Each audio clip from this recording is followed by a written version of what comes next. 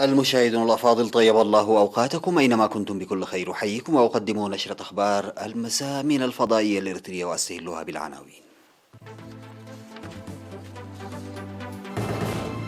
إصابة 10 مواطنين بفيروس كورونا اليوم.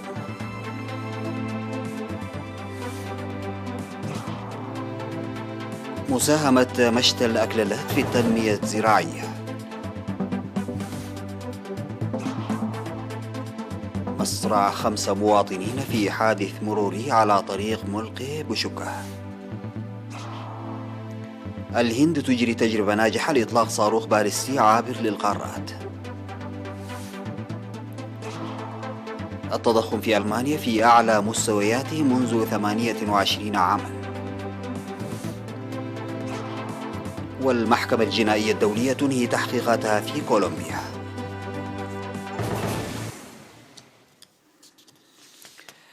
السلام عليكم ورحمة الله. أعلنت وزارة الصحة أن الفحوصات المخبرية التي أجريت اليوم في مراكز العزل والفحص في أقاليم الأوسط وعنسب والجنوبي أظهرت إصابة 10 مواطنين بفيروس كورونا في أسمرة.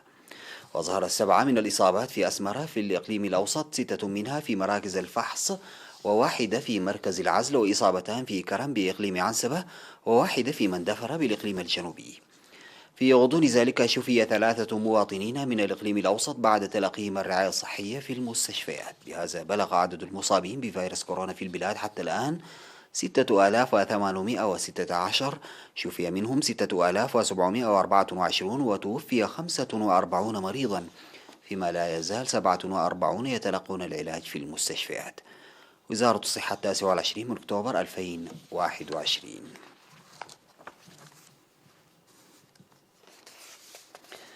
يساهم مشتى الأكلالات للأبحاث الزراعية في مديرية قلوج بدور كبير في التنمية الزراعية وتحسين البذور.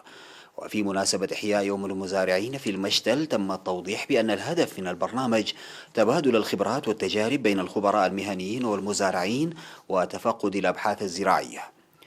وقدم مدير المشتل السيد برهان تخليد توضيحا بشأن أنشطة المشتل وأبحاثه في الذرة والخضروات والفواكه وأنشطة حماية التربة وحفظ المياه، مشيرا إلى إجراء هذه السنة أبحاث ناجحة في 3 أنواع من الذرة ونوعين من الدخن و4 أنواع من السمسم.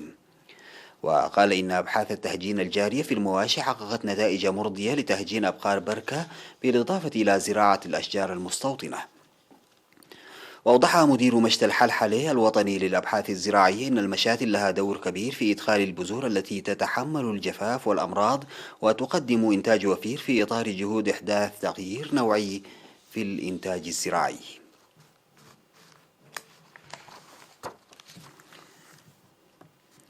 لقي 5 مواطنين مصرعهم وأصيب 15 بجروح في انقلاب سيارة ملاك في منطقة دنب سميرة يوم 26 من أكتوبر، وهي في طريقها من مديرية ملقي إلى مديرية شامبقة. وأوضح مسؤول مكافحة الجريمة في مركز شرطة شامبقة الرقيب أتو برهان هيله أن السيارة الملاكي ذات الجبين الواحدة كانت تقل أكثر من 52 راكبا مع شحن الممتلكات بطريقة غير قانونية، ووقع الحادث نتيجة للسرعة الفائقة. وقال إن التحقيقات الأولية تشير إلى السرعة الفائقة والشحن الزائد والإهمال في الحادث المروري المروع، موضحا بأن 5 من الركاب لقوا مصرعهم في الحال، وأصيب 10 من الركاب بجروح بليغة و5 بجروح طفيفة، ويتلقون الرعاية الصحية في مستشفى بارونت المرجعي. وذكر شرطي المرور في مركز شرطة شامبقو الشاب محرتاب تصفى مريم إن السيارات التي تتحرك في المنطقة تعمل في نقل الركاب بطريقة غير قانونية، وهي عرضة للمخاطر نتيجة للسفر في أوقات محددة للتخفي والسير في طرق وعرة بسرعة فائقة، وإن الحادث المروع نتاج لذلك. أوضح مدير مديرية شامبقة السيد كحساي أسرات إن الحادث وقع بسبب الأنشطة غير القانونية للسيارات الملاكة في المنطقة، والتي لا يمنح أصحابها اهتماما للمخاطر سوى الفوائد التي يجنونها. تعين الشعب لتوخي الحذر والاهتمام الجاد للجهات المعنية لوضع حد للظاهرة وإيجاد الحلول لها. قامت هيئة المواصلات البرية في الإقليم الأوسط بتغريم 91 سيارة خالفت القوانين خلال 5 أشهر مضت بمبلغ مالي قدره 500 ألف نقفة ومصادرة رخص القيادة من 35 سائقا. وأوضحت مسؤولة الهيئة السيدة أمونة فورقي أن أغلب السيارات المخالفة للقانون هي سيارات الملاكي قبض عليها وهي تعمل بطرق غير قانونية عن طريق السماسرة في أسمرة وطرق مندفرة ومصوح وكرن. وأشارت السيدة أمونة إلى أن السفريات غير القانونية تعرض المسافر لدفع مبالغ مالية ضخمة إضافة إلى الخدمات غير الآمنة، وتم تغريم كل سيارة مخالفة للقانون ما بين 5 إلى 10 آلاف نقفة. من جهته ناشد مسؤول وحدة رقابة نظام السيارات في فرع هيئة المواصلات في الإقليم الأوسط السيد عقباصيون كيداني ناشد المواطنين لفضح أصحاب السيارات الجشعين الذين يعملون على عكس مصلحة المواطن. فيما ذكر السيد ميكائيل الدسلاسي من وحدة رقابة نظام السيارات وجود باصات تعمل بطرق قانونية وتعرفة مناسبة من وإلى أسمرة، داعيا المجتمع للحد من السيارات الناشطة بطرق غير قانونية.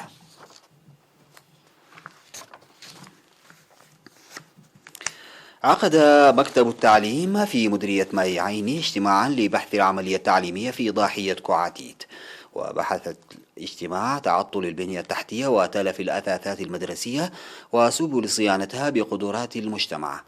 ودعا مسؤول التعليم في المديرية الأستاذ طعم فتوي للتعرف على المعطوب والتالف والقديم والإسراع في جهود صيانته.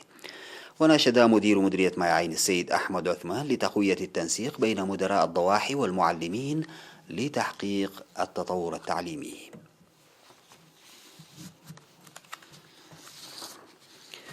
بعد الفاصل سيداتي وسادتي أعود بالأخبار الخارجية.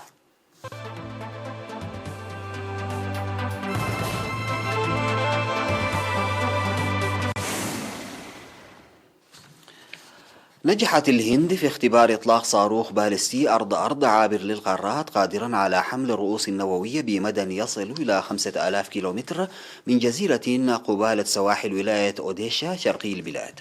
وذكر تلفزيون NDTV الهندي أن الصاروخ أغني 5 مزود بمحرك يعمل بالوقود الصلب من 3 مراحل ويمكنه ضرب الأهداف بدرجة عالية جدا من الدقة. وتمتلك القوات الهندية في الوقت الحالي عددا من صواريخ أغني الباليستية من أغني 1 إلى أغني 5 التي يتراوح مداها من 700 وحتى 5000 كيلومتر، وهي صواريخ قادرة على حمل الرؤوس النووية. وتعمل الهند على تطوير أنظمتها النووية والصاروخية متوسطة وطويلة المدى منذ التسعينيات وسط منافسة استراتيجية متزايدة مع الصين في دفعة كبيرة لقدرات البلاد الدفاعية.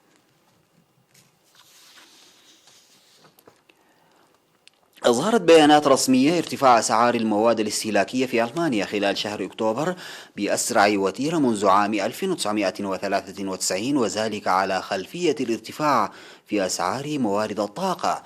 وتسارع معدل التضخم السنوي للشهر الرابع على التوالي ليسجل 4.5% في أكتوبر، مع ارتفاع أسعار الطاقة بنسبة 18.6% وفقا لوكالة الإحصاء الفيدرالية.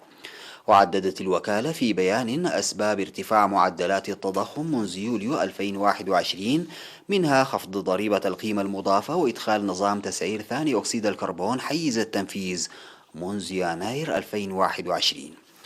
وكانت الحكومة الألمانية قد خفضت ضريبة القيمة المضافة بشكل مؤقت عام 2020 للتخفيف من تأثير إجراءات الإغلاق، لكن أسعار الغاز ارتفعت في أوروبا في الأشهر الأخيرة مع تزايد الطلب على وقع تعافي الاقتصادات الخارجة من قيود كوفيد.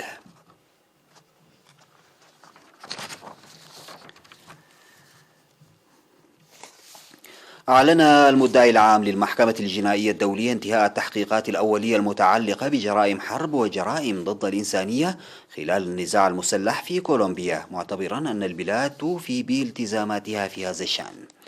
وقال المدعي العام كريم خان من مقر الحكومة الكولومبية في العاصمة بوغوتا بحضور الرئيس إيفان دوكي إن كولومبيا على مستوى التزاماتها الدولية.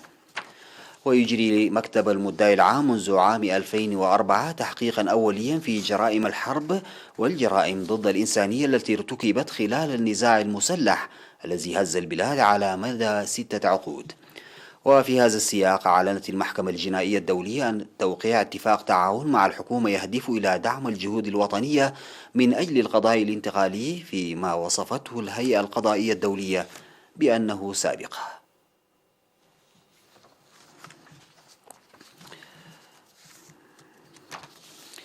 قررت مجموعة فيسبوك تغيير اسم الشركة الأم لشبكة التواصل الاجتماعي إلى ميتا لتعكس بشكل أفضل كل نشاطاتها، لكن اسم الشبكات المختلفة فيها سيبقى نفسه وفق ما أعلنه رئيس المجموعة مارك زوكربيرغ يوم الخميس. وستحافظ شبكة فيسبوك وتطبيق إنستغرام وخدمة واتساب على أسمائها. واختار مؤسس شبكة فيسبوك التي اتهمتها موظفة سابقة بأنها تغلب الربح المادي على سلامة المستخدمين اسم ميتا الذي يعني باللغة اليونانية القديمة ما بعد، ليظهر أن ثمة أشياء إضافية ينبغي بناؤها. وتواجه فيسبوك أزمة جديدة بعدما سربت الموظفة السابقة فيها فرانسيس هوغن دراسات داخلية تظهر أن مسؤولين تنفيذيين في الشبكة كانوا على دراية بأن مواقع الشركة قد تؤذي بعض المستخدمين، ما عزز الدعوات في الولايات المتحدة إلى ضبط هذا القطاع.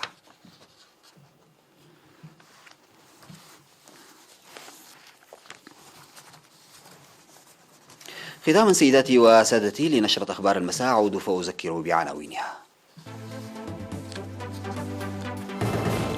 إصابة 10 مواطنين بفيروس كورونا اليوم.